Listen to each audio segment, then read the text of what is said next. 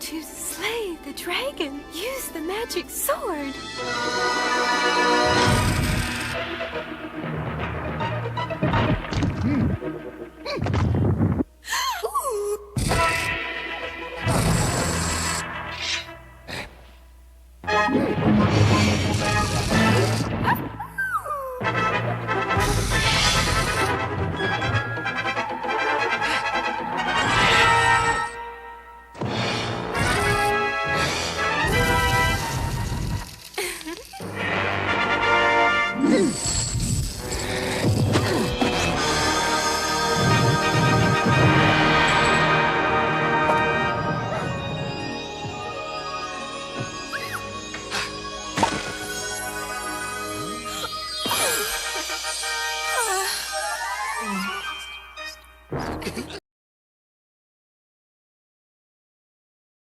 I think going way back in time was what I'd call the toilet paper version, which was a roll of cash register paper, and it would just roll it forward and backwards like a player piano, and there were hundreds of hand-painted pictures and text on each on this roll of cash register paper, and the computer would roll it to the one it wanted, stop, and then a light would light up behind, and there was this dark smoke glass, so you couldn't see it until the light lit up. And so it was mechanical and computer. Yeah, mechanical and computer. How long before? How long before you came to us? Was that going months before or a year before? It's probably more than 2 years before. Wow. And then after that, we took it to the toy companies, and they all loved it, and they had no idea how they would print that cash register paper. They had none. They said, we have no idea how we could do this, how we can manufacture it.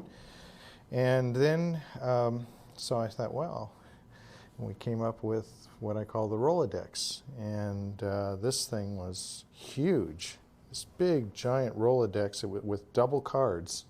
And it would go flipping through these hundreds of cards on each reel, and then stop, and then either this light or that light would light up, same thing with the smoked glass, and you would make your decision. Determined, weren't you? Well, I thought it was fun. Then we came up with the first Laserdisc version, which was still pictures. We evolved because for any given scene, we might have 5 or 6 stills, and we had, for the first time, live voice. And then that led to Dragon Slayer for the coin-op, and we're saying, okay, well, if we're going to do this for coin-op, because we were also developing coin-operated games, and we said, well, if we're going to take this thing, at that time it was called Secrets of the Lost Woods, and that became Dragon Slayer. And Dragon Slayer was just a working name, and you know how that goes.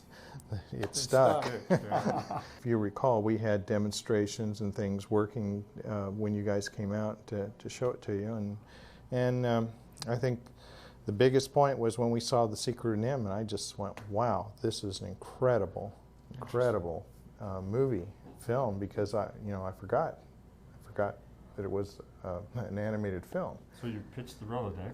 And called you. I still remember the day you and Jim Pierce came to the studio, and when you guys left, we all looked at each other going, what are they talking about? I mean, it was just a different world, and all the way through it. I mean, probably, if you remember, you came to us, I think, in October of '82, and we jumped on it right away. And Don started thinking about designs and stuff like that, and then you sent over your first continuity of a sequence, and then he started asking questions like, "Wait a minute, we're going to go to a day. There's a moment any time during this little sequence of this particular room where he might die. We have to come up with ways of branching the nomenclature, though, and we would say, this is a threat moment, this is a resolve moment. This is a new threat moment, this is a resolve moment. So we kept saying threat, resolve, threat, resolve. The one that you got me, because I was really out to lunch, was you said, even after you finish the animation, we're going to have to program it. And I thought, a program? Yeah, I know what a program is. You read it when you go to the theater. But I didn't know what programming meant, you know, and I knew that there was somewhere down in San Diego there was something weird going on. That's all I knew.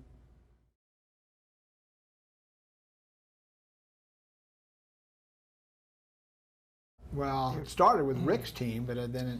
Yeah, I think there was an awful lot of